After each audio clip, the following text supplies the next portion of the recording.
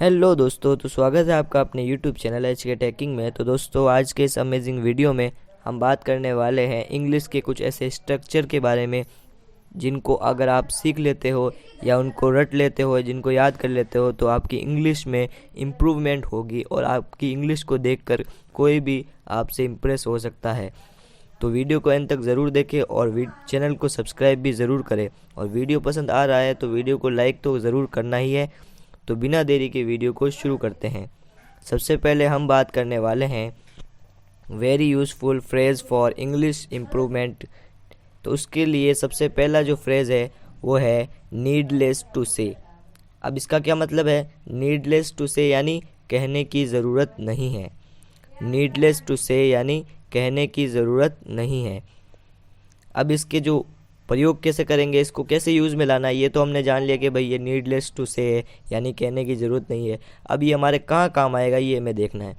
ये हमारे आएगा काम नीडलेस टू से you have done a great job, यानी कहने की ज़रूरत नहीं है, आपने बहुत अच्छा काम किया है।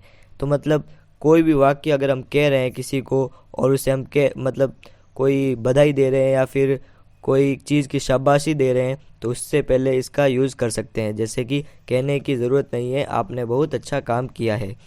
ठीक है, तो आपको ये अब नीडलेस टू से समझ में आ गया होगा। इस फ्रेज़ को आप ज़्यादा से ज़्यादा यूज़ कर सकते हो, इसमें कोई मिस्टेक नहीं है। आप कोई भी वाक्य, कोई भी सेंटेंस से पहले इसका यूज़ कर सकते हो। नीडलेस टू से इस तरह से, कहने की ज़रूरत नहीं है, या फिर आप चाहें तो इसी को भी यूज़ कर सकते हैं। तो नेक्स्ट फ्रेज़ है हमारा हुइज एवर ही मे बी, यानी वह चाहे जो भी हो, वह चाहे जो भी हो। तो अब हम इसकी अब हमने ये तो जान लिया कि मतलब हुइज एवर ही मे बी का मतलब होता है वह चाहे जो भी हो। अब हम इसको यूज़ कैसे करेंगे? यूज़ करने का भी एक तरीका होता है जो कि मैंने अभी थोड़ी देर पहले बताया आपको कि क्या बताया मैंने आपको? नीडलेस टू से। तो नीडलेस टू से को हमने कैसे एक वाक्य के अंदर उतारा, या फिर कह सकें हम कि किसी भी वाक्य से पहले नीडलेस टू से लगा रहे हैं जहाँ उसकी ज़रूरत है, यानी कहने की ज़रूरत नहीं है, यानी किसी को शाबाशी दे रहे थे तो उसमें हमने कहा नीडलेस टू से। इसी तरह से अब इसी में भी हुइज एवर ही मे बी, यानी वह चाहे जो भी हो, इसमें भी हम ऐसे ही करेंगे। इसमें क्या करना होगा? इसमें भी एक सेंटेंस लेना होगा, जैसे कि मैं ले लेता हूँ। अब हम सेंटेंस ले लेते हैं, मुझे परवाह नहीं है, मुझे परवाह नहीं है। अब इससे पहले हम क्या लेंगे? वह चाहे जो भी हो। हमने जो हमारा जो फ्रेज़ है वो क्या है? वह चाहे जो भी हो, इसके आगे हम जोड़ लेंगे मुझे परवाह नहीं है। वह चाहे जो भी हो, मुझे परवाह नहीं है। Who is ever he may B, यानी वह चाहे जो भी हो। अब इसमें थोड़ा सा जोड़ना है आई डोंट केयर। ये तो सबको आता है ना, आई डोंट केयर, मुझे परवाह नहीं है। आई डोंट केयर, मुझे परवाह नहीं है। अब आपको ऊपर वाला याद करना है, who is ever he may be I don't care. अब आपको बोलने में कितना अच्छा लग रहा है और आप किसी के सामने भी इम्प्रेशन जमा सकते हो। एक तरह से इफ़ेक्टिव है, ये बहुत ही इफ़ेक्टिव ट्रिक है। इसी तरह से हम थर्ड ट्रिक यानी थर्ड क्या कहते हैं उसे, फ्रेज़ के ऊपर बढ़ते हैं। तो थर्ड फ्रेज़ है हमारा ये चाहे जितना ही मुश्किल हो, ये चाहे जितना ही मुश्किल हो, how ever hard it may be, यानी वह ये चाहे जितना ही मुश्किल हो, how ever hard it may be.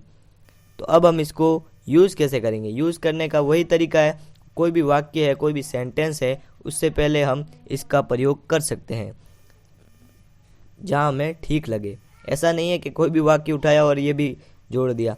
तो मतलब जैसे हम बात करते हैं तो हमें हिंदी में बात करते हैं तो हिंदी में हमें कोई परेशानी नहीं होती, हमें जो बात कहनी होती है वो हम कह देते हैं, कोई टेंस की कोई किसी की ज़रूरत नहीं पड़ती। उसी तरह से इसमें भी हम पहले हिंदी में देखेंगे कि सबसे पहले हमें क्या फ्रेज़ लेना है। जैसे कि हमने फ्रेज़ लिया ये चाहे जितना ही मुश्किल हो, तो अब इसके आगे हम जोड़ना चाह रहे हैं कि मैं करूँगा, बस मैं करूँगा, I will do it, I will do it.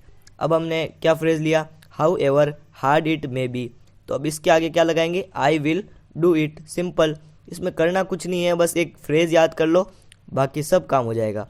और क्या है? How ever hard it may be, I will do it. How ever hard it may be, I will do it, यानी ये चाहे जितना ही मुश्किल हो मैं तो करूँगा या फिर मैं करूँगा। तो इसी तरह से हमने ये सेंटेंस बनाया है। अब हम जो नेक्स्ट फ्रेज़ है या फिर नेक्स्ट जादुई ट्रिक है उसके ऊपर बढ़ते हैं, जो कि है जहाँ तक मुझे पता है। इसका तो हम प्रयोग रोज़ करते हैं। हमें अपनी बात रखने के लिए ये बात कहनी पड़ती है। जैसे अगर किसी भी टॉपिक के ऊपर बात हो रही है तो हम कहेंगे मुझे जहाँ तक पता है ये सवाल है, मुझे जहाँ तक पता है ये होगा। ठीक है, तो इसका इंग्लिश में कैसे कहेंगे? As far as I know, as far as I know. इतना सा याद करना है आपको, क्या है? As far as I know. अब हम इसको यूज़ कैसे करेंगे? इसको यूज़ करने का तरीका है जो कि सबसे पहले हम फ्रेज़ को लेंगे, उसके बाद में जो भी टुकड़ा है सेंटेंस का, या फिर ऐसा कहें कि छोटा सेंटेंस या बड़ा सेंटेंस, जो भी सेंटेंस है उसको इसके बाद में रखेंगे। सबसे पहले क्या है? As far as I know, फिर दिस इज़ माइन, यानी ये मेरा है, जहाँ तक मुझे पता है ये मेरा है।